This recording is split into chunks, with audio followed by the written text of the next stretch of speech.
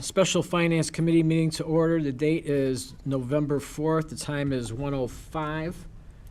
With us today, we have Alderman Tolliver, Alderwoman Bade, Alderman Warman, Alderman Bug, myself, Alderman Franco. First item on the agenda is, well, public comment. Madam Clerk, do we have anybody from the public wishing to speak? We do not. Okay, we'll get right to the meat of the agenda. 24-0785, review of the proposed 2025 city budget police. All right, good afternoon, ladies and gentlemen. We're here to present the proposed 2025 budget for the police department, and we'll jump right in here and get started. We wanted to begin by highlighting some of our accomplishments so far this year. We decided to highlight three areas, which are expansion of the crisis intervention unit, the enhancement of our traffic unit, and some of our APD technology improvements. When we began our crisis intervention unit, we started out with one officer. We knew at the time that that was an unsustainable model for progress, but we had to start somewhere. As our department began to grow, we were able to devote more resources to the unit to address the many challenges that our community faces involving mental health. Our unit now consists of one sergeant, 4 CIU investigators, 1 registered offender investigator, 1 police social work coordinator, and 2 contract police social workers, and we will be adding a 3rd in December. We have 99 individuals trained in crisis intervention department-wide, to include 4 of our court detention technicians and 1 of our telecommunications operators. 15 of those individuals went through training actually this year. We trained an additional 4 people to become trainers for ICAT, which is Integrating Communications, Assessments, and Tactics, to prepare to train the entire department in 2025. As of October, the Crisis Intervention Unit had approximately 998 mental health reports, 1,240 follow-up tasks, 1,008 in-person follow-ups and attempted follow-ups, 588 telephone follow-ups, 235 co-responses with an officer and a social worker, and 145 clear and present danger field notification audits. Our registration offender investigator had 22 registered offender violation reports, 14 arrests for registered offender violations, 198 registrations completed, and 127 field contacts with registered offenders. These individuals have been instrumental in connecting consumers to the appropriate resources to get them help, to reduce calls for service, free up patrol officers to respond to other calls, free up our detectives to follow up on other investigations with viable leads, and help make our community a safer place for everyone. They have a lot on their plate, but they do a great job. Also, you know, with the addition of personnel, we built out our new work area for our CIU unit to accommodate their current numbers, as well as accounting for future growth. Like our crisis intervention unit, our traffic unit has also been expanded as well. For the first time in the history of the department, we now have 4 traffic investigators. For many years, our traffic unit operated with 2 traffic investigators and 1 traffic sergeant, and we now have added 2 traffic investigators to that number. One of our department goals is traffic safety, and we needed to provide this unit with the things that were necessary to help them appropriately contribute to these goals. We also added a traffic secretary to take away some of the administrative tasks that were not allowing these officers to be out on the street doing proactive accident reduction enforcement, like target-specific speed and distracted driving details.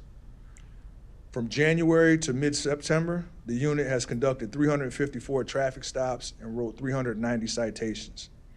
That being said, they were not fully staffed until June because of all the training requirements for that position. So far, they have investigated 963 hit and runs and responded to 18 major crash call-outs. For comparison, in 2023, they conducted 231 traffic stops and wrote 177 citations. They also had 1,368 hit and runs and 16 major crash call-outs. We've also been more proactive in the area of overweight truck enforcement. After not being able to devote much time to this in previous years, in the first 9 months of this year, the unit has written over $60,000 in overweight truck citations. We're hoping that this will discourage this type of behavior as it contributes to the excessive noise complaints and damages our roadways. The unit has also deployed digital message boards and stealth radar devices to help capture the data and provide visual warnings to motorists. We were also fortunate enough to receive a couple of grants to fund some additional traffic education and enforcement initiatives. We also had one of our traffic investigators receive the prestigious Northwestern University Frick Cooper Achievement Award for his commitment to collision investigation profession. Chief, can I stop you right there? The traffic unit, that's so good that you guys expanded that. I mean, I think we can all probably say that our common complaints, speeding, not stopping the stop signs, the trucks, with overweight trucks. So thank you for doing that. It was really a need. And if you ever want to do more in the future, this is something I think going forward that our constituents would like to see too, because that's our number one complaint. I mean, keeping crime down is good, but these things that are happening every day, I think it resonates quite a bit with the people on the street. So thanks for that. Yeah, and we got that feedback from the community as well. You know, last year we had two goals. It was reduce violent crime and community engagement. But based upon the feedback that we got from the community, to your point, Alderman, about traffic, we decided to make that our third department-wide goal. So right. it's one of the reasons why we're doing that. Good. So thank you for that feedback. Thank you. Next, I just want to talk a little bit about our technology improvements. We've had several improvements in the area of technology and how we utilize it, but I'll just touch on a few. As you remember, we were looking to free up our officers to patrol the streets more and be more efficient and proactive. We're also looking to see how we might be able to make it easier for the community to be able to file police reports in certain situations for their convenience. So we looked at implementing an online reporting system that we stood up earlier this year. As of the end of August, there were 362 reports taken online, which saved approximately 543 hours of patrol time. As I mentioned, this also saved people the time and effort of coming into the police department to wait in line for a report to be taken. This number will obviously be higher as there's still 4 months more worth of data still yet to come, but you can see that it's been beneficial. Another piece of helpful technology has been Fusus. As you know, we utilize several different pieces of softwares and platforms to perform our duties. This sometimes involves going in and out of several different programs to pull up one to utilize the one that you want to utilize. Fusus eliminates the need to do that and gives the user the ability to have a common operating picture of technology that they are trying to utilize to do their job. The use of this technology has not only enhanced the officer's ability to do their jobs, but it also provides our supervisors with better situational awareness during serious incidents. The third piece of technology that I'll talk about is standing up of our My 90 community survey on the open data portal. We utilized these surveys over the last couple of years to get the pulse of the community and see what they thought of our performance, to see where we might need to improve and continue to do the things that we excelled in. In the past, this data was only viewable to us. In the interest of transparency, we decided to make this information viewable to the public by putting it in the open data portal. In fact, we were the first municipality in the country to do so. We've received positive feedback on this, and we continue to utilize this tool to assist us in making our operational decisions. I will now turn things over to Deputy Chief Thomas for the next portion of the presentation.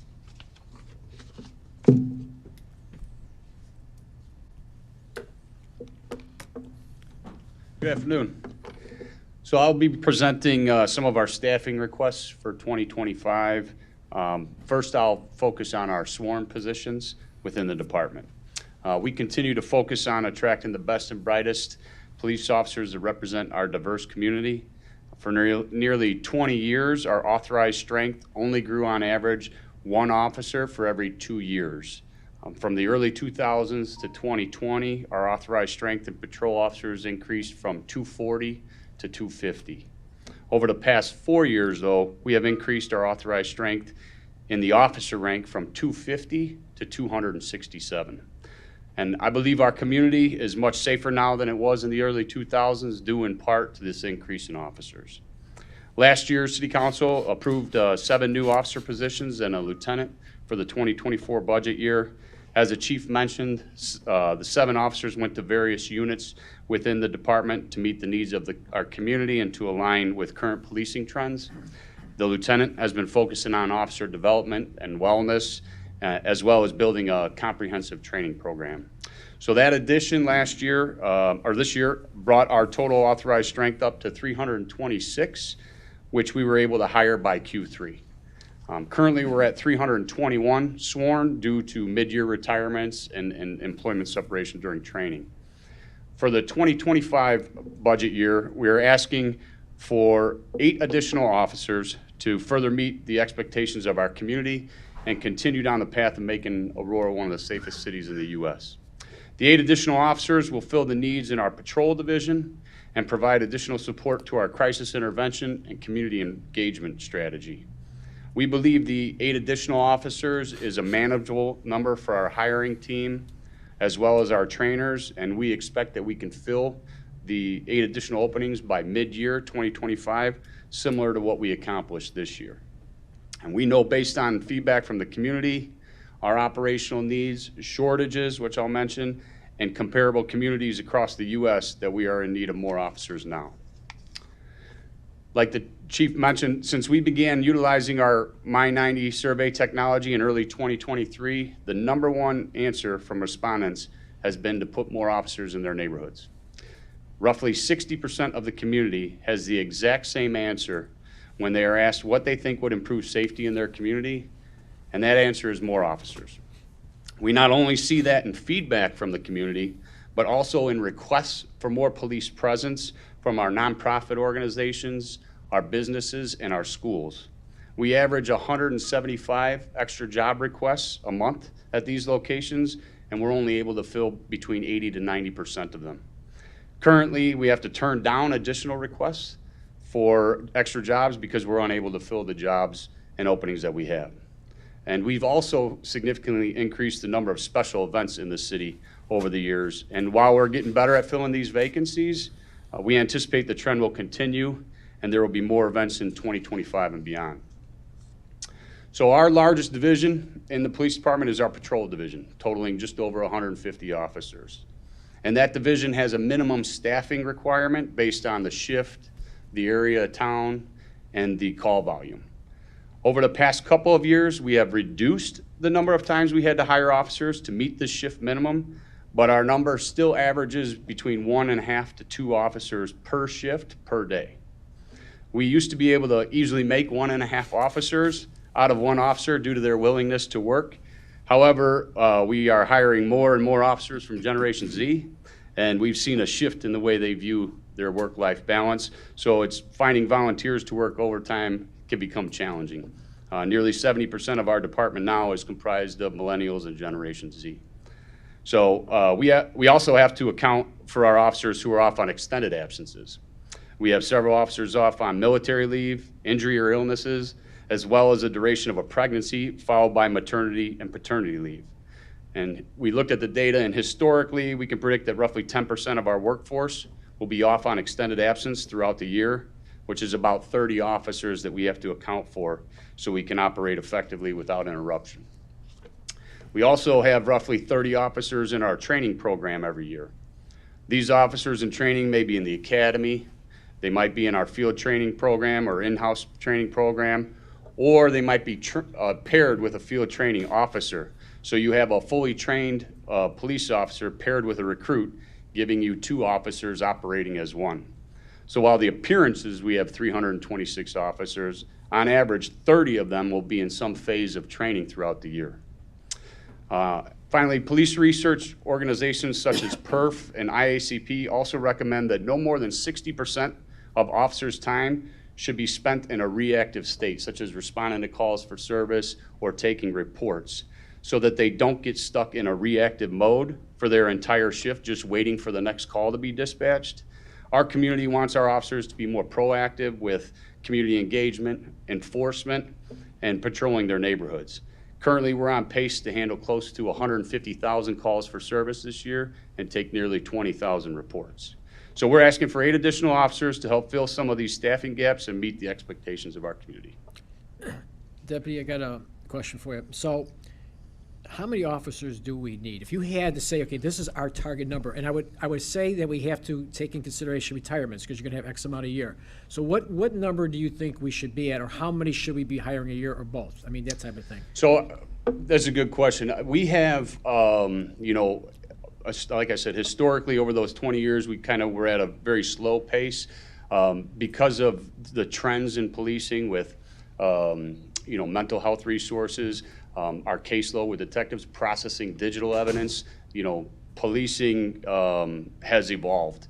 And because of that, we try to keep up with that with our staff. We look at comparable cities. We looked at 30 of them across the U.S., and on average, they're around 450, right? So we're trying to get to a number that meets our community expectations. Like I said, we're able to make 1.5 officers out of one with some of the people from my generation that still work overtime, and some of these other people that still value wanting to work the overtime, but it's getting a little bit more challenging. So I think we have to balance that with what our training division can manage, Right. and how applications. We're very fortunate. We have not seen a decrease in the number of applications coming in, whether it be for new hires or laterals. So I do feel like we're trying to be responsible with what we're asking for, as we've been coming, like I mentioned, last year was 7. We're coming to ask for a number and put them in positions to make us more, better responsive to the community, to their needs, and also to align with policing trends. Mr. Alexandra. If I may add to that, thank you. Alex Alexandru, Chief Management Officer. So we are, for the last few years, to the Deputy Chief's point, we have been trying to be responsible, yet keep moving the needle, because we know we need more. But officially, the team's been authorized, and the Mayor's Office is part of it. We have sort of a multi-department team. We have interviewed 4 or 5? 3, okay. Well, but we had several. Right, so we put out to bid for a staffing study.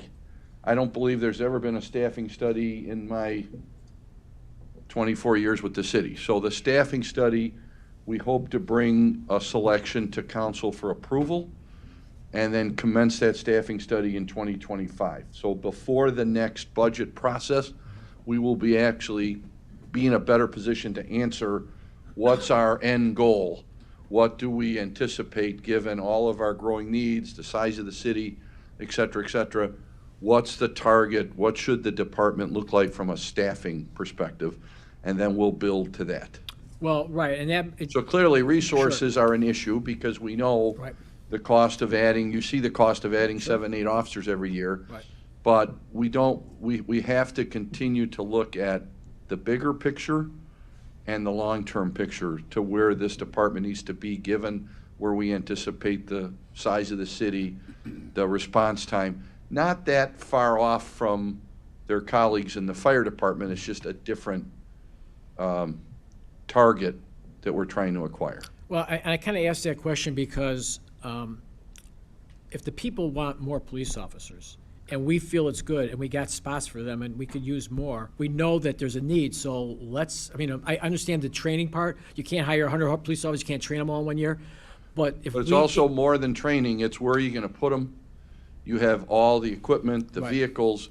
So we, as you know, as soon as the new fire station comes online, the EMA folks are vacating a significant spot in the police station. That's going to get adopted over. Now, again, let's just say this study comes back at 450 officers. It's a number I'm making up. Sure. We have to be ready and plan for an increase. What are we at now, 330? Yeah, we're at 326 now. Okay. Yeah. So that's another 120 potential officers. So we get, we're certainly very sensitive to what elected officials and the public want, but there's a significant price tag to that, and there's significant logistics that all have to fall into place. That needs study, and that needs execution. Right. So that's what we've launched that process. Yeah, and I think really what it is, let's just say the number was 450 or 400. At least we know we could still be aggressive trying to get to that number. I think that would be good to know, says We we definitely can only are. get there based on resources and the whole thing, but at least we're gonna try to get there because there's a target out there now. We Well, didn't know what the target is we- before, but we'll know in the future. Well, there's definitely a target, and Right. we are knock on wood, we are a preferred destination for police. Sure. If you saw, and I don't know if we'll distribute the article recently, was it Sun Times? Yes. Where crisis of police attraction, except for Aurora, Illinois. So thanks to your vote a couple of years ago, somebody came up with this wonderful idea to do $20,000 lateral bonus. And right now, what's the stat I just heard? 1 in 6 Chicago police officers aren't there anymore. They're gone from when they were hired. So we are a preferred destination because of the full package Sure. that we offer, not just money, but training, equipment. Community support is huge. Massive. That's number one answer usually that officers will give us as they're lateraling or new hires, is the support of the community. They see the support of you all, they see with the training, equipment, and they also see the support of the community. So that's huge. That's a very attractive in our profession, So I know for the last how many years, this question always comes up every year. So what I'm here to tell you is we're actually doing something proactively about it, and we'll have, and it's not just, in the staff study, I don't know if Commander Flowers, you want to elaborate on this, but the staff study is more than just numbers. It's looking at shifts and deployment and strategies and sort of redistricting. Yeah. potentially redistricting. Correct. Data and evidence that we can now back up and say this is, instead of just a swag number, we're going to have actual data and evidence to support the ask. Alderman Bug, do you have a question? Yeah, and thank you, Mr. Alexandru. Tell us a little bit, I mean, because we did a, call it what you want, unofficial study back years ago. We looked at other towns, 200,000 people, and we were considerably under those other cities. And, and we were hiring, we would hire, I think it was 8, but 7 would retire, so you only have a +1. So it looks like you're not going anywhere. And they've done a great job at promotion and job fairs and college campuses, all about. And to your credit, with this new lateral, I think that's helping greatly. But so we're trying to definitely move. And this was before the whole crisis intervention thing, so that's a whole different ballgame, a whole different type of officer, and you need more officers just doing that. And that wasn't even taken into account in 2016, 17, 18, so. And I believe, given where the world is today, with the state of people's mental health coming after COVID, I think that's a real attraction for our department, because officers know with this unit and our expansion of that process and the partnership, that helps them. That's a massive support to them, call to call, as well as personally. So I know several officers have said to me how thankful they are. They talk to colleagues in other departments, and they're relying on third parties to show up to calls when we're sending folks there, and they're well-trained. De-escalation is key, but they have the training. And so, knock on wood, it's going very well. And when they keep coming to me, I keep saying, keep going, let's add more and more. But resources, and allocation, so there's a cost. I think I've said this before. There is a price to pay for the benefit of having outstanding police, outstanding fire, public works. It adds to the quality of life, but it also has to be paid for. And so we're trying to make sure, and these guys have done an outstanding job being great stewards of the budget, to see where we can get our best bang for the buck and maximize what we're doing. So I'm very confident. And I know in the past, you know, I've been around here long enough, sadly, where I was here where we had to lay off police officers. It was the worst thing in the world. But fortunately, a year later, we hired folks back. And we really haven't looked back. We're trying to apply the lateral to our telecoms as well. And hopefully we'll have the same success we've had with hiring police officers. And it's a young department. I mean, look how young these guys are, right? It's a younger and younger department. So that revolving door that you talked about, Alderman Bug, which is a great point, I'm confident it's going to slow down. So we just have to get over that, sort of that transition. Any other questions on this? We continue on, Deputy Okay. Chief. So with adding more officers, we also need to add, we're asking for two sergeants as well as frontline supervisors. So we've been staffed with 42 sergeants since 2020, when our authorized strength for officers was at 250. We now are authorized to have 267 officers, like I mentioned, but we have not increased our frontline supervision since 2020. So currently, our patrol division has 7 sergeants on day shift and then 8 sergeants on afternoons and midnights respectively. The span of control has grown, and we now have more than 50 officers per shift and have plans to add more if the 8 additional officers are approved.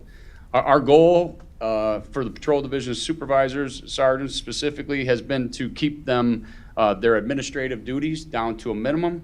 So they're out of the station, patrolling the neighborhoods, assisting officers with calls for service, and providing them with oversight during high-risk incidents. So we're not only responsible for keeping the community safe, but we're also responsible for keeping our officers safe. The sergeant's position is one of the most important positions in the department. They are the first-line risk managers who provide immediate direction to the officers to reduce liability for the city. They are our frontline leaders who provide on-the-job training and mentoring for our young officers in the department, and they support our officers during critical incidents to improve the safety of everyone on the scene. We plan to add both of these supervisors to patrol to balance out the 3 shifts and to provide additional support where it's needed.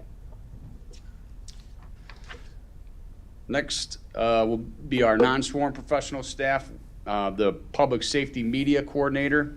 Police Department is proposing the creation of a Public Safety Media Coordinator position to better support our expanding communication needs. This role has become essential as we have recently integrated the fire department into the Public Safety Media Division.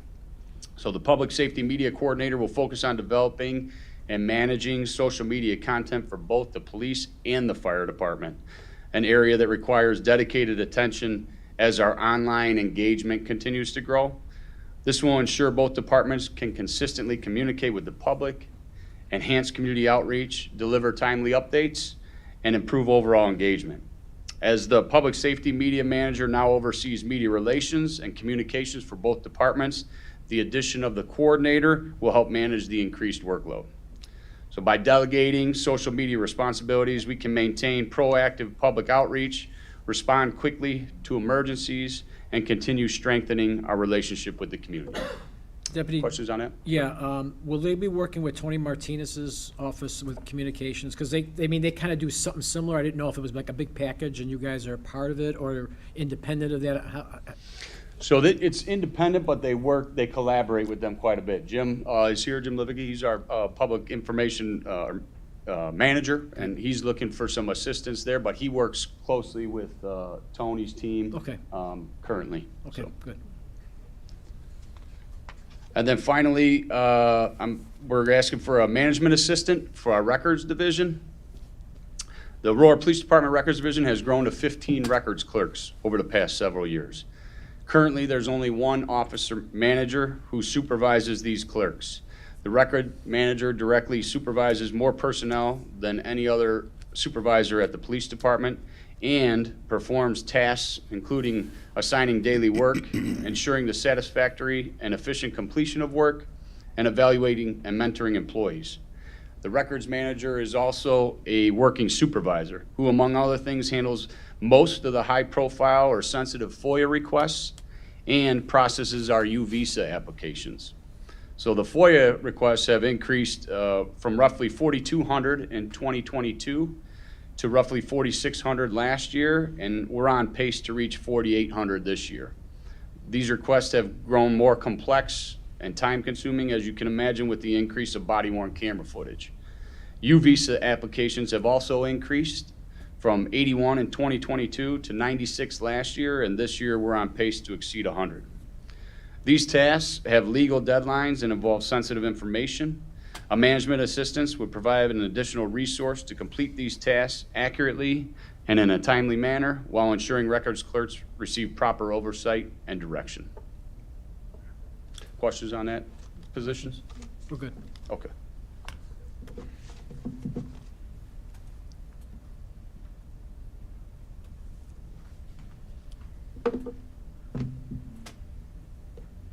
Good afternoon. I'm Commander Steve Stemmet, and one of my responsibilities is overseeing the Investigations Bureau. So to continue on with the Deputy Chief's theme, I have one more personnel asks that fall under that umbrella. As many of you may remember, Alderman Tolliver excluded because he wasn't in the position at that time. 2 years ago, we asked for an increase in our manpower in investigations with the addition of a civilian digital forensic investigator. We were granted that position and hired a gentleman named Jacob Lashur, who previously worked for the Illinois Attorney General's office in that capacity. Jacob has been able to take a lot of the digital forensic work off the caseload of our officers and detectives and greatly expedite the investigative process. We have quickly grown to a point where there is too much work for Jacob to do alone. Digital forensic investigators are experts in the forensic recovery and analysis of digital multimedia evidence, including cell phones, computer hard drives, vehicle infotainment systems, and surveillance video systems. To put Jacob's current workload into perspective, when he was at the AG's office, which has a reputation for being a high-stressed and demanding environment, his busiest year involved the extraction and processing of approximately 7 terabytes of digital evidence. In 2023, at APD, he handled over 6 times that amount, or 43 terabytes of digital evidence. If any of you are like me and don't know what a terabyte is, it's a lot. This year, with 2 months remaining, he's already processed over 51 terabytes of digital evidence. He accomplishes this by employing an array of 8 monitors and 3 computers at his desk to simulate the productivity of a full forensic team as he multitasks cases and addresses detectives' needs on and off duty. Jacob does this monumental task alone, but by comparison, the Naperville Police Department has 3 full-time sworn detectives dedicated solely to this role. As you know, Naperville is a city with at least 50,000 fewer residents and nearly 150 fewer police officers than Aurora, but they have 3 times the manpower dedicated in this capacity. Naperville's 3-man team has processed 70 terabytes of digital evidence combined this year to date. Again, Jacob has processed 51 by himself. Last year, Naperville's whole team processed 52 terabytes combined. Jacob processed over 43 terabytes by himself. I think this data shows how greatly understaffed we are in this role. As you can imagine, there is rarely a crime committed that does not have a digital footprint. The data a digital forensic investigator gathers from smartphones and other digital devices is instrumental in generating leads, identifying co-conspirators, and supporting traditional detective work. It is essential in today's technology-driven investigative environment, and Jacob can no longer do it alone. The sheer volume and complexity of digital evidence underscores the critical need for a second digital forensic investigator to prevent burnout, maintain high investigative standards, provide redundancy, and continue advancing public safety through effective digital forensic support in Aurora. Any questions? Questions on that? No, we're good, thanks. All right, my next item is going to be the renewal of our Sound Thinking or ShotSpotter budget. Since going live with ShotSpotter in 2022, we have experienced great success with the technology. That success has resulted in reduced response times. Thank you, I forgot to advance it. It has resulted in reduced response times and much improved location data for reported incidents. To summarize what ShotSpotter does, the technology triangulates gunfire to an almost exact location and sends an alert to our officers directly. This saves time because we don't have to wait for callers to relay information to our telecommunicators and for them to dispatch officers to a scene. The location that ShotSpotter provides eliminates the confusion of multiple callers guessing at where the gunfire came from, which at times can result in searching multiple city blocks for evidence of a shooting, which in turn often results in no evidence being located. This is all assuming that we receive a call reporting the gunfire in the first place, but as the data has shown, we overwhelmingly do not receive any calls reporting gunfire. Our collected data has shown that since we deployed ShotSpotter technology, only 12% of potential gunfire that has occurred in our coverage area came to us with a corresponding 911 call. Most importantly, in 2024, our data shows that roughly half of all the city's confirmed shootings year to date have occurred inside of our ShotSpotter coverage area, and of those confirmed shootings, 40% did not have a corresponding 911 call. So to put numbers with that, year to date through the end of September, the city's experienced 52 confirmed shootings, and a confirmed shooting would be anything where we recovered evidence of some sort, be it a shell casing, a victim, or something struck by gunfire. Of those 52, 25 confirmed shootings have occurred in our ShotSpotter coverage area. Of those 25, 10 of them did not have a corresponding 911 call. So through September of this year alone, we have had 10 confirmed shootings that we only learned about through a ShotSpotter alert. Additionally, since going live, we have made 19 arrests and seized 17 firearms using the ShotSpotter technology. Just to share one of many success stories that we've experienced, shortly after going live in August of 2022, we received a ShotSpotter alert of 4 gunshots, and officers contacted a subject at the location who claimed an occupant of a passing vehicle had shot at him. Through the subsequent investigation, officers located 4 shell casings behind the subject's house, where the ShotSpotter pinpointed the gunfire. This debunked the subject's false narrative. His hands were then tested for gunshot residue and came back positive, indicating that he had recently fired a weapon. A search warrant for his home was obtained and a firearm was recovered. Using our NIBIN technology, that firearm was positively linked to the fired shell casings that were recovered from behind the subject's house, and they were also linked to an additional reckless discharge of a firearm investigation. Not only did this incident show who actually committed the shooting, it also prevented an innocent person from being falsely accused of shooting at this subject. In the last 3 years, ShotSpotter has helped us locate victims, evidence, and dangerous weapons. We have made arrests that we would not have made without the technology. By doing so, we have removed dangerous subjects and weapons from our streets and potentially saved lives. We are asking to renew our ShotSpotter contract for the next 3 years so that we can continue to keep our residents safe.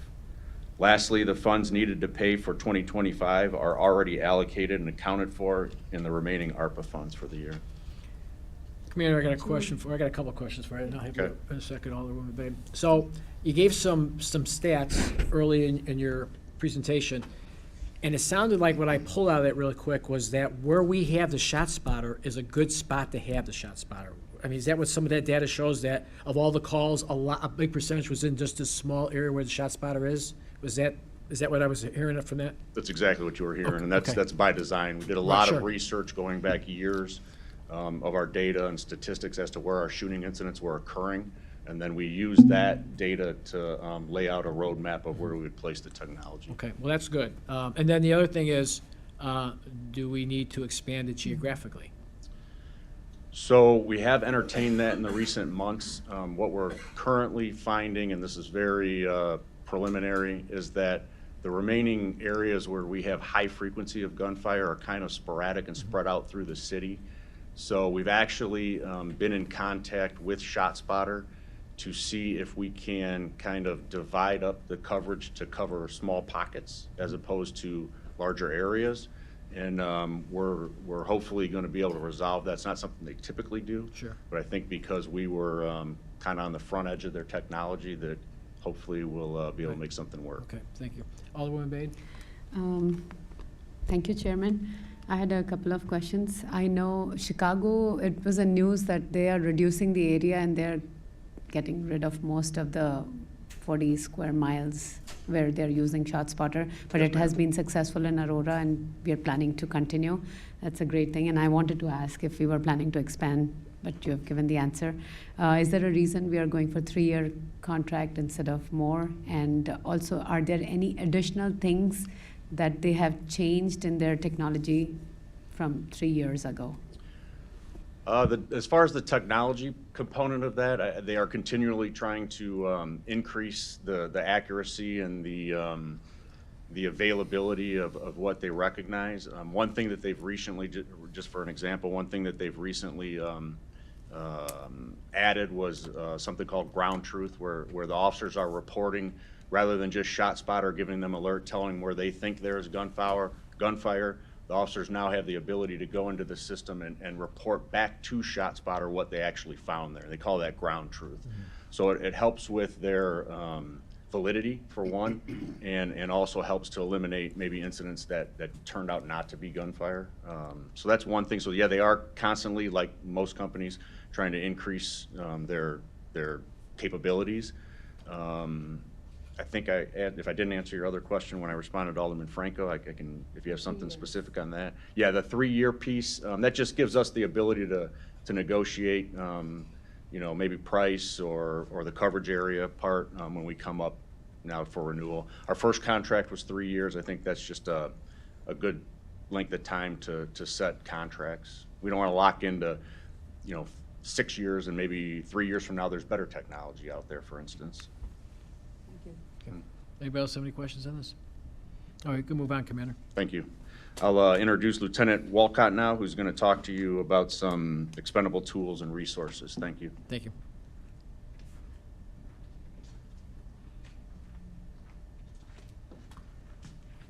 Good afternoon, Lieutenant Andy Walcott with the Police Department. Thanks for having us here today.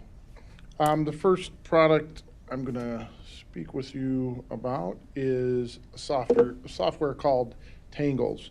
Currently, we don't have any good means of searching social media or the internet or monitoring stuff that's going on social media. If Tangles was approved, it would be the primary search and monitoring tool for our Critical Incident Intelligence Center, KIC. When we are tasked with monitoring social media, we must conduct a search at that moment. So they go in and do a quick search, and it's really just that moment in time. 2 seconds later, something else could be posted, or something could have been posted deeper into the internet where we'd not seen it, and we would not have that information. We do not receive any type of updates unless we manually continue to search, and sometimes those searches can take hours and hours to try to find information. A lot of people don't realize it, but when you do a basic search on Google for information or hashtags, you're really only accessing and searching about 4% of the internet. So you're very, very limited in the information you get. Also, Google and the other search options, they all do a lot of stuff based on algorithms now. So they're trying to figure out what you've searched before and what you might want to look, and they're looking at advertising and looking at location, and they're kind of custom picking what they're going to give back to you. And we can't really have that custom picking because it really limits us and slows us down. So Tangles is a software that will continuously search sites like Reddit, True Social, Telegram, Discord, Facebook, Twitter, Snapchat, Instagram, the dark web, and then a multitude of other social media platforms and websites, and provided automated monitoring for phrases, hashtags, or other information to help us. This will reduce hours of manual labor searching the internet for things in hopes to find a trend or an issue. For example, if we search the web and social media platforms for flash mobs, like the one we had out at the mall this year, or from some of the car meetups and car groups that are terrorizing some parts of our town, we can very easily and we regularly miss that information. And basically the gist of what Tangles does is it searches that and it searches deeper, and then it will keep searching us and then let us know, hey, there's new information here you need to look at, and that might be relevant to you in Aurora and what you have going on.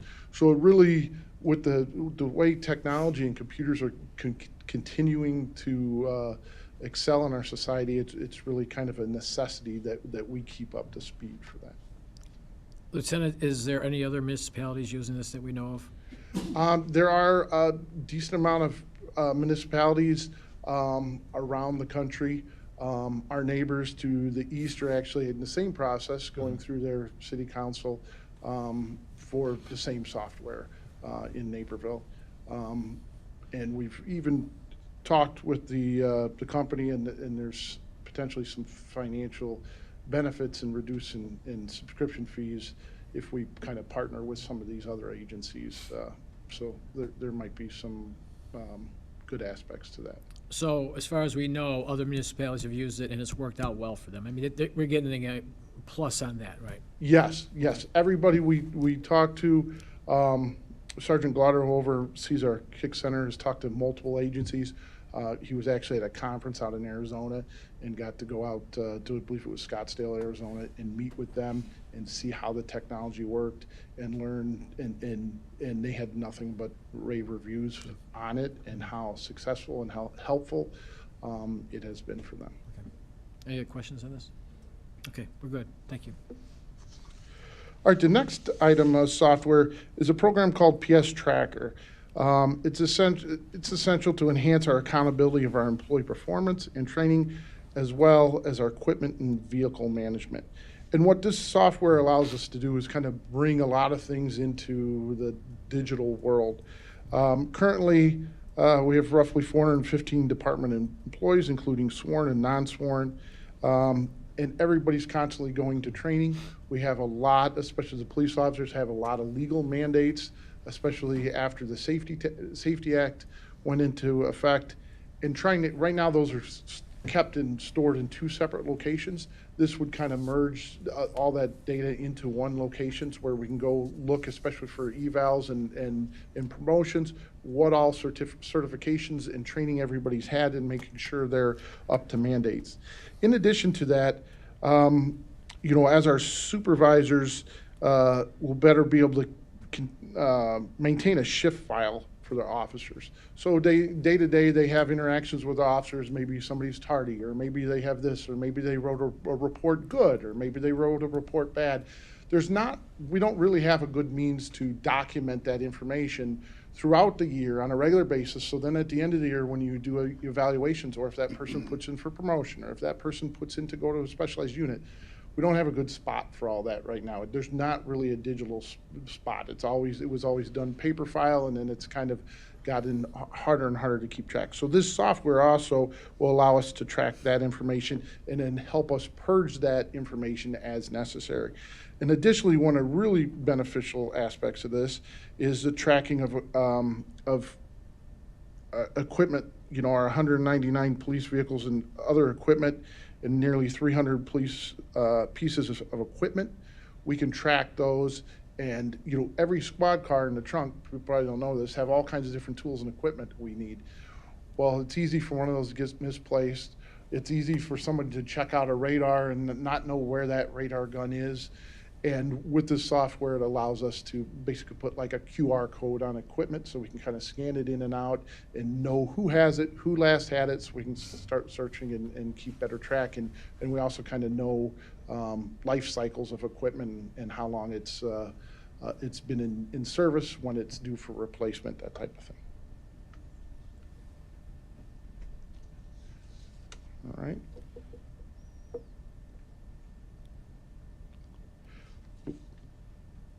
All right, the next item is cadet tuition increase. For years, we've been authorized for 12 police cadets, and we're working hard, as we are with all of our numbers, to get those numbers back up.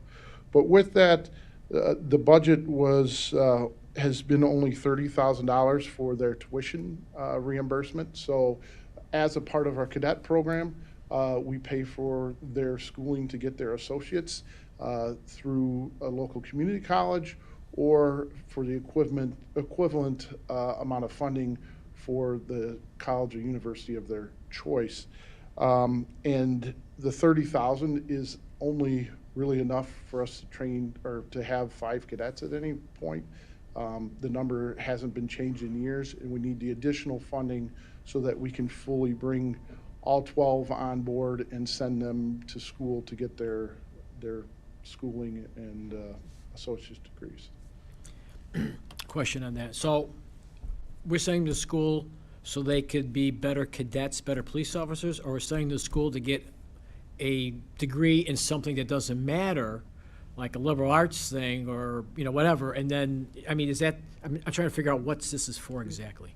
So as a part of the cadet program, obviously the cadet program is kind of a pipeline for police officers. Okay. You can get hired between 18 and 21. You come work and do things around the police department, help us with special events, help just do some of the training around, role play for training, help, you know, office tasks, other little tasks around the police department, and they learn a lot about the job in the meantime.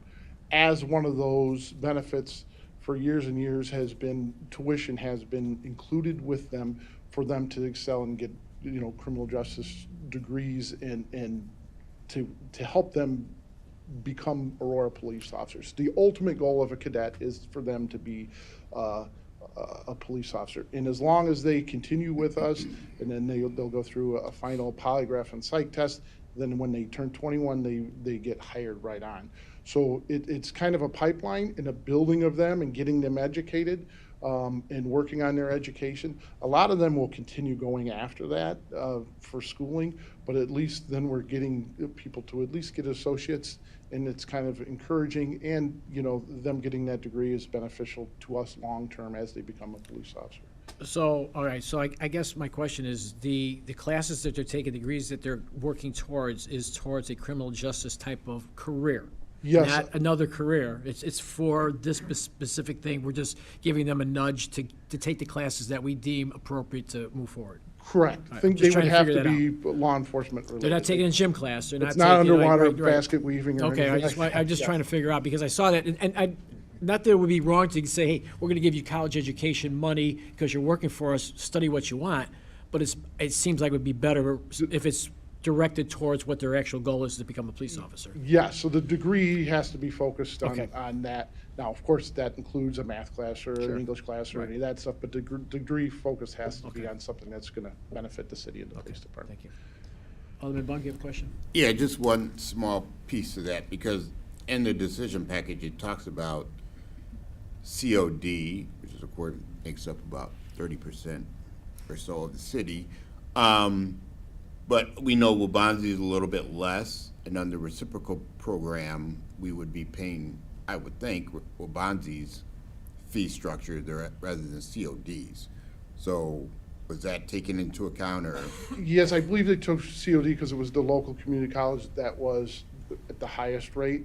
They didn't Okay. want to pay above that. And we do have a significant port of residents and cadets who are residents who live, you know, all across the city, and some that, you know, live in neighboring communities, so want to kind of find, you know, a steady ground of, hey, this is where we're at, and we're not going to reimburse above that.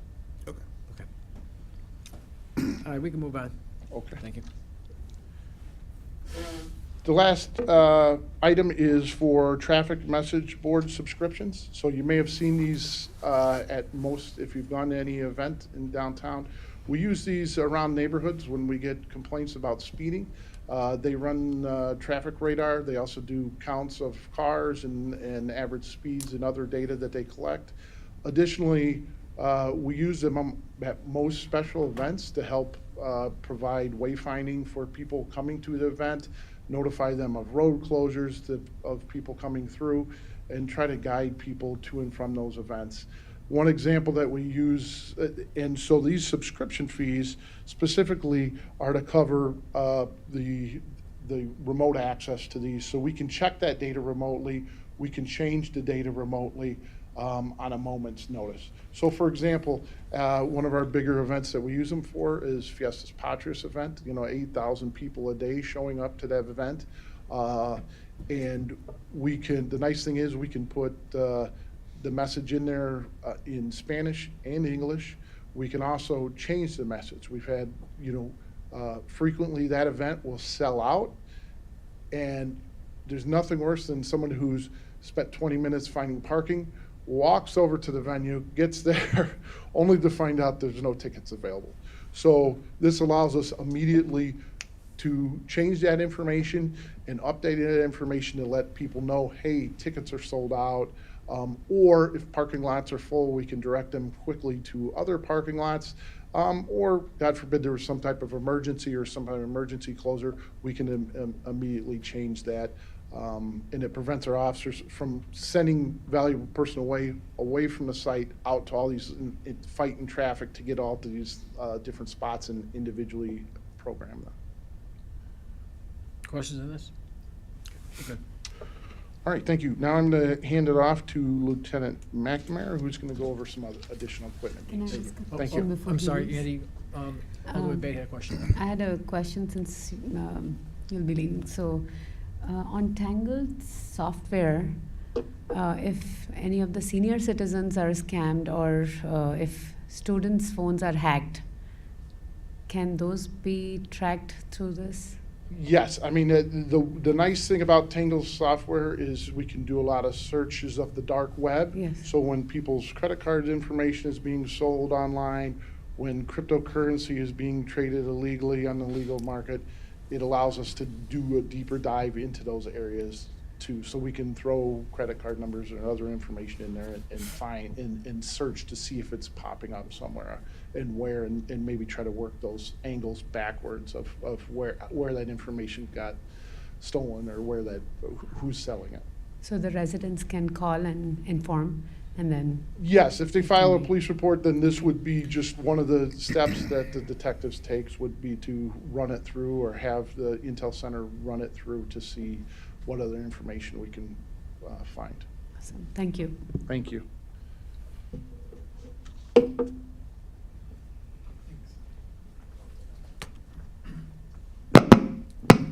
Good afternoon, committee. My name is Lieutenant Tom McNamara. I'm going to round out the presentation hopefully here with a few additional equipment items. First being our canine medical expenses. Over the past several years, general medical costs for canines has increased. We have also experienced increased costs associated with the medical care of our canines as the dogs are getting older and require more care.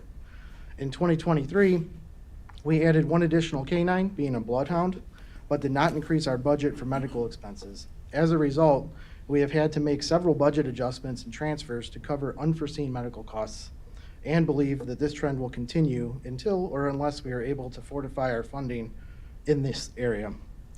Should any emergency medical, dental, or costs arise, we would be poorly equipped to cover those expenses. Questions?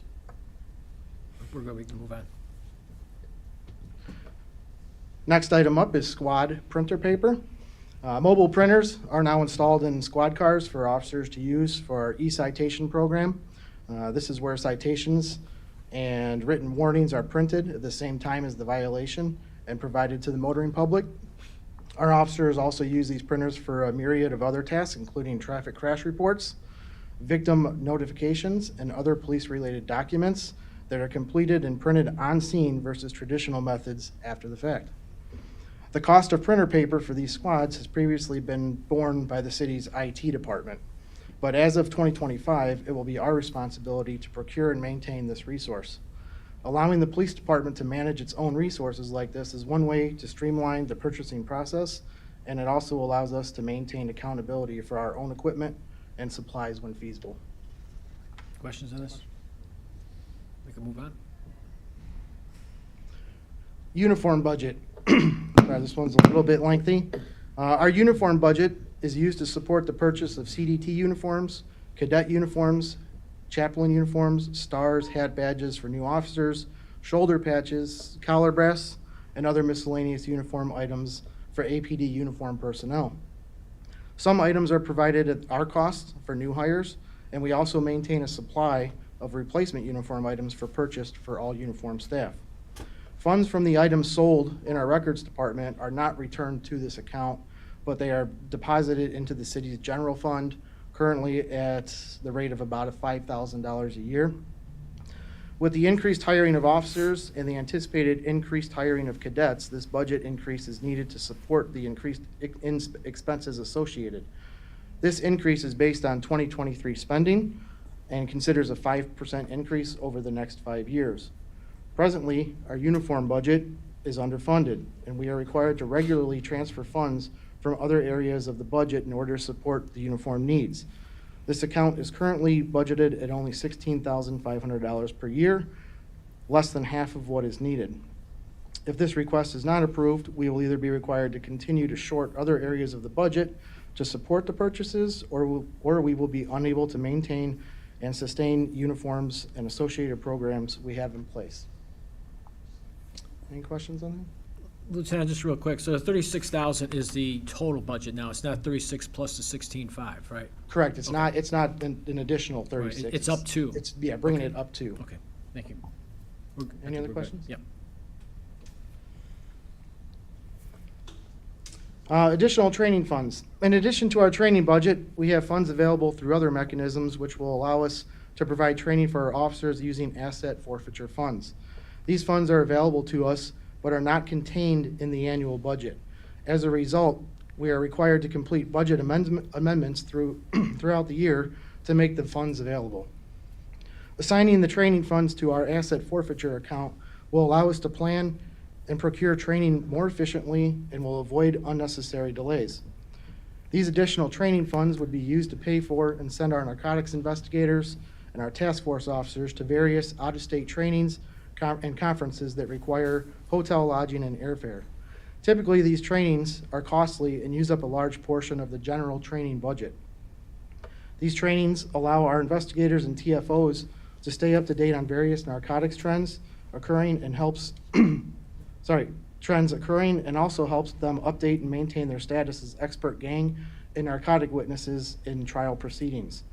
These training funds would be received from our U.S. Department of Justice Asset Forfeiture Fund and will comply with the terms of the DOJ Equitable Sharing Program.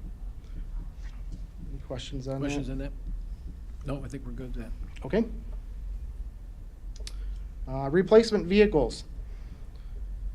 As part of our ongoing replacement cycle for APD emergency vehicles, we are requesting to replace 16 aging police squad cars, which are in need of rotation out of the fleet.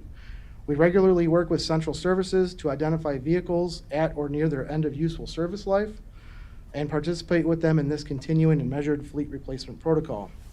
Also, we are looking to replace one prisoner transport van as part of our regular replacement model. The transport vans are used for local and long-distance prisoner transports. Due to the age and mileage of these vans, we work with Central Services to replace at least one van per year. Alternatives to our current make and model are being considered due to market availability.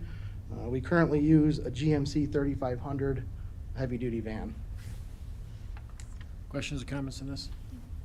Alderman Bug? Yes, we probably all have the same question. So a couple places says 10 squads, a couple places says 5 squads. Not sure. Under the vehicle replacements, the current ask in the decision package, it should be 16. And then there's another package for an additional 10 cars to be added to the fleet. That's my next slide. Is that? In our decision package, the title of it requests the addition of 5 police squad cars to authorized fleet. If that's there, that would be a mistake. The Okay. 10 additional, yeah, but So that's just page 644, description of decision package. Yeah, it says 5 additional police squad cars, and then in the bottom it says 10 squad cars.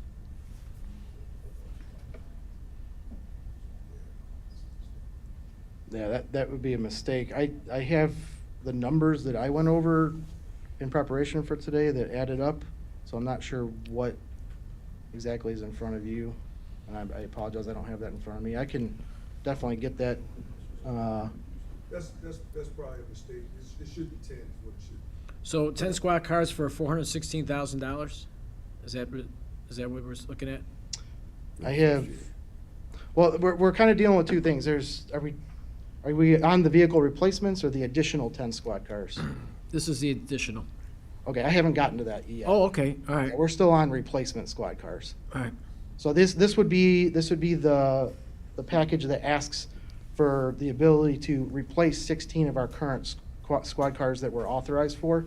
Kind of just aging squad cars, those that are aging out of the fleet, ending their life cycle. The next item that I'm going to present is the ask for an additional 10 squad cars to our fleet. All right, well, and that's fine, we'll get to that. I'm just wondering, I don't think we have the Yeah. first one at all in the decision package. I think that's the missing Right. piece. All right, we will double check with Mr. Winston, because we have a couple different, and we'll get back. So since we didn't, Additional one. okay, so since we didn't have this, I just want to make clear, you just talked about 16, 16 and now squad- we're going to get to the one on page 640, whatever, and that's the 10 versus 5 thing that we're looking at here. That's I what we're believe, coming I up to. believe so. I apologize. Okay, no, I'm for just, not it knowing was what's just a in little bit of a front me. confusion fact, because we didn't have the other one in there, so Yeah. when it said 510 and then there was a 16 and we didn't have, I'm just trying to connect the dots, I guess. Okay. Well, while we're looking for the replacement vehicle one, I can go and move on to the additional. Yeah, let's go 10. to that one, because we have Okay. this one here, so we can look at this one, yeah. Okay, hopefully this is the one that you guys have in front of you. The department needs additional squad cars to support both the uniform patrol fleet and also the various specialized divisions within the organization. Continued growth and specialization within the police department necessitates the addition of resources aimed at supporting our officers and our mission. Presently, our uniform patrol fleet runs 24/7 without breaks. There's very little wiggle room for unforeseen issues like crashes or maintenance or catastrophic failure of a vehicle that needs to be taken out of the rotation. The addition of 10 squad cars would allow the fleet to absorb some of the frequent movement of the fleet within the organization and allow for a judicious coverage to account for the downtime, maintenance, and the like. We intend to make this addition to the Uniform Patrol Division with the understanding that the fleet will be reallocated accordingly once vehicles are purchased, upfitted, and delivered. So All right. that would be where they're, All right, so we got 10 squad cars there for 416,000. At the beginning and with the decision package where it says additional police squad cars, there's a 5 in parentheses. Now, this also happens to be priority number 5. I'm just wondering if they threw priority number 5 in there to confuse us. It's not really 5 squad cars, it's 10. Is that how you read that too? I mean, with that 5 in there is kind of a misnomer, because I don't even know what that Well, means. even below, but it says request the addition of 5 police squad cars to authorized fleet, but. Well, the addition of, then so- it says the addition of 10 squad cars. Yeah, to allow yeah, for- down right. below, right. Right, so we're just trying to figure this out. Even so, let me ask a question, because you started to ask it. So if it's 10 police cars, just the vehicle itself, and the total vehicle purchase price says $275,000. So is one police car 27.5? I see No, that very it's hard to. not. Yeah. the figures I have in front I of me. mean, is- that's without all the upgrades, the vehicle setup costs, all that, just the vehicle itself, it says Yeah, I have, $275,000. the figure that I have in front of me for one squad car is $55,000 for the vehicle cost. That's not to account for the upfitting or the setup cost. So if we're still talking about the additional 10, the number that I have in front of me for the procurement, equipment, fuel, maintenance, estimated accident repairs, and setup costs total for 10 squad cars in 2025 is $831,000. Okay, so 5 squad cars at $55,000 comes to $275. That's that part we got. Okay, so if you go to page 20 under the 2025 vehicle replacement list of your budget, we have 16 replacement vehicles for $1,182,400. So that is basically, very roughly, what he said about 68.9 per vehicle. So that's all in. Vehicle cost about 55,000 and 13.9 for setup. Then back to the other one, I believe initially there was discussion of 10, then 5. So Chris and Stacy and I will go back and we will make sure it's an additional 10. So this is beyond the 16 replacement.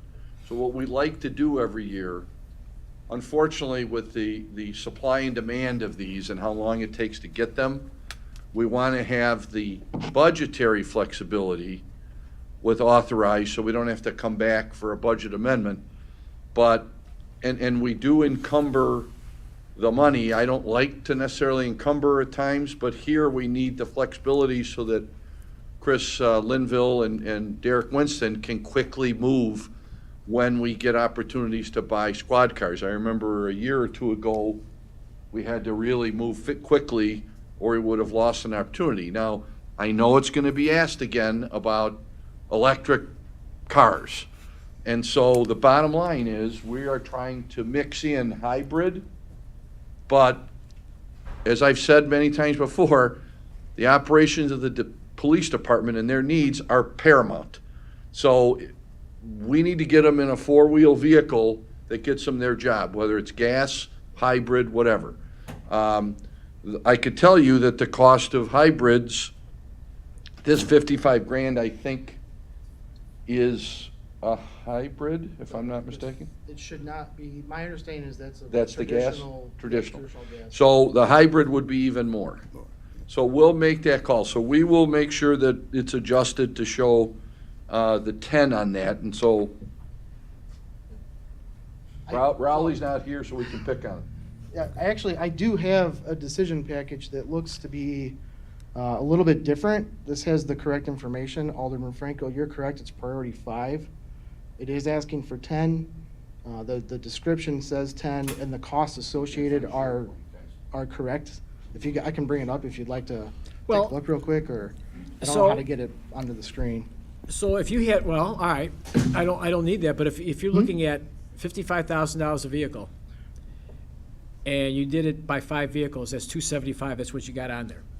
But you're saying it's 10, so that would be $550,000. Yeah, so I'm not trying, I'm not. No, fixing I how the believe numbers are. whatever you guys have in front of you must be an earlier document. Okay. And I apologize, that I didn't have my hand in that. What I have in front of me appears to be the completed one, because I have the purchase of 10 vehicles for the cost of $550,000, and then the estimated fuel cost. So the one I'm looking at appears to be what we're asking for, Right.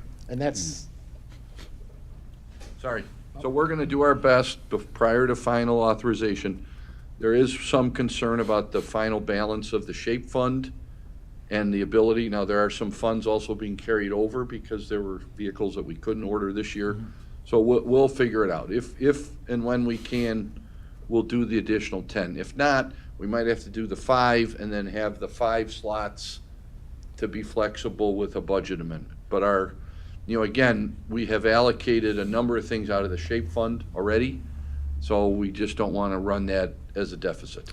So can you get us that information in, a week or so, just to make sure we have that somehow, whether it be in an email or another decision package that kind of cleans it up a little bit? Yes. That'd be fine. I think Definitely before final presentation, final approval. Final presentation is December 3rd, I believe, right? Yes, but we'll try and get it to you Oh, before. yeah, sure, okay. Alderman Bud, go ahead. Yeah. If we just get an updated, I mean, we're looking at page 644. That's, at least Correct, that's what we I'm are looking too. at. Yeah. And it If we says just 5 get and that 10. updated, right. Yeah. So, like, the vehicle purchase says 550 instead of 275. Yeah, just, Yeah. if that Will do. gets updated, we're fine with the numbers, I believe. Oh, yeah, I If don't we think need there's the a cars, problem. we I need the just think we cars. just want to, in writing, it should be able to make Yes, sense going forward. agreed. That's all, yeah, okay. thank you. Well, I apologize for that. Oh, no, that's It was okay. I mean, this unexpected. some kind of stuff happens. That's okay. The fire department didn't have any problem with this, just so you know, but police department, that's okay. It's all my fault. No. They'll take care of me back at the station. Yeah, for sure. Were there any questions to clear up the replacements versus the additional? I think you explained it well. We just didn't have it here, so Okay. thank you for that. Appreciate it. Okay, that should round out our presentation, so Okay. we do thank you guys for taking Okay. the time to listen to it. And Well, I do have a question, if we could go back to, it's, what is it? It's the performance measures. So I saw a couple on the performance measures that I didn't know how, we had a couple of high ones, actual estimates for various things, prisoner bookings, total crime offenses, traffic tickets, that were fairly high for 2024. But we went to 2025, they were much lower than what the actual ones are 2024. So I don't know how we got from having these high stats to much lower stats going forward. Well, thanks. I can tell you probably because now that we have the no cash bail, we're not, our costs are reduced because we're not keeping people in our jails very long. So, all right, so we Well, went we're to, not- right, and I don't know that this isn't only cost. So if you had like traffic tickets, 19,094 was actual for 2024, then our projection for 2025 is only 9,862. So it's like a $10,000 or 10,000 difference in numbers. So I'm just looking at why that number would be 19,000, projected for the next year would be so much lower. So I'm just looking, did we have spikes or did we not? No, I don't anticipate that it's gonna be that much lower because again, Right. now, the only reason that I think it would be is should our priorities change? You know, should the feedback from the community go to something different other than traffic? Right. Then it could be lower, but for right now, because we made traffic one of our department-wide goals, that's why you saw a significant increase in this year from last year.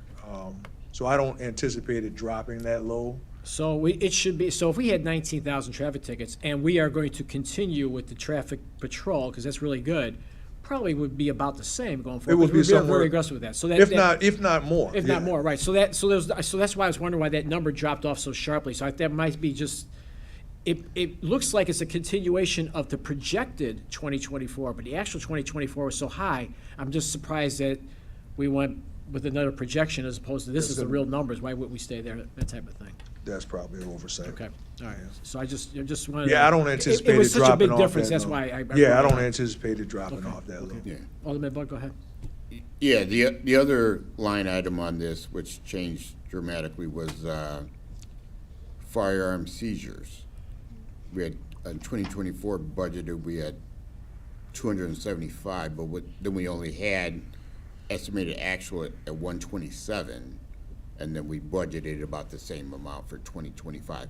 Are other, things change all the time, so are other agencies, maybe state police, county, whatever, doing more seizures and we're doing less?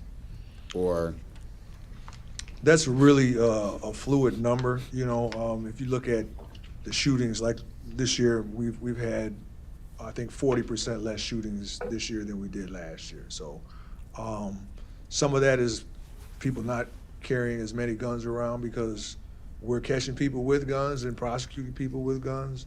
Obviously, a 40% reduction in shootings is a good thing, but sometimes people's habits change because they know we're out there making traffic stops and being proactive, so they're not carrying as many weapons around. So sometimes our seizure of those weapons might go down some. So, but I think I don't have a problem with that as long as our shootings are going down as well. That number's corresponding. You know what I mean? Commanders, you want to say something about that? Just came up for an assist, but he didn't really need it. Okay, all right. But I will reiterate, shootings are down 45%, so that goes to tell us that there's less gun toters out there, right?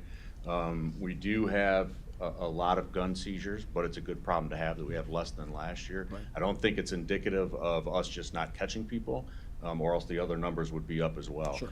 There's other, societal things that play into that, with the Safety Act, with the kind of cite and release program that we have now, that results in less people being taken into custody, which results in less informants, which results in less search warrants, which has been a primary way that we seize weapons, by doing search warrants on drug houses and drug dealers and whatnot, and then finding weapons that may be inside. So I think both of those things kind of play off of each other and result in that lower number. okay, Good. thank you. Yeah. Any other questions for the police department? Well, thank you guys so much. Thank you for your service. Thank you for all you do. Keep up the good work. Staffing, we're with you. When you need people and get them, I think we're going to be very aggressive in trying to help you out with that. So thank you so much for that. Appreciate it. Well, we appreciate it, and I just want to say thank you to the mayor's office and the city council for being so supportive of our agency. Like I said, I had several interviews earlier today with actually people trying to get into the profession, and several of them made mention that they want to come here because I specifically asked them that question, why Aurora? And they have other reasons, but one of the main reasons was because we have a supportive city government here that backs their police officers, and I think that's another important reason why we get laterals from other agencies is because you all provide us with the tools and the manpower that we need to try to do the best job that we can. So we wouldn't be able to do it without your support. So I want to say thank you to all of you. Thank you, Appreciate it. appreciate it. Yes. So we don't have another meeting. This is our last special finance meeting. The next one which will be dealing with the budget, will be December 3rd. But I want to thank the police department, all the departments that came up, finance department, outstanding job again, and then I want to thank this unit, this finance committee for being here almost every day for the last couple of weeks. So appreciate that. Did a nice job. Good questions. Alderman Donnell, thanks for coming just about every meeting. Kudos to you, even on your way out. So great example set. And I think we're all done today. Is there anything to come before the finance committee? We have a motion adjourned by Alderman Boggs, second by Alderman Warman. All in favor say aye. Aye. Opposed? And we are adjourned at 2:26. Thank you.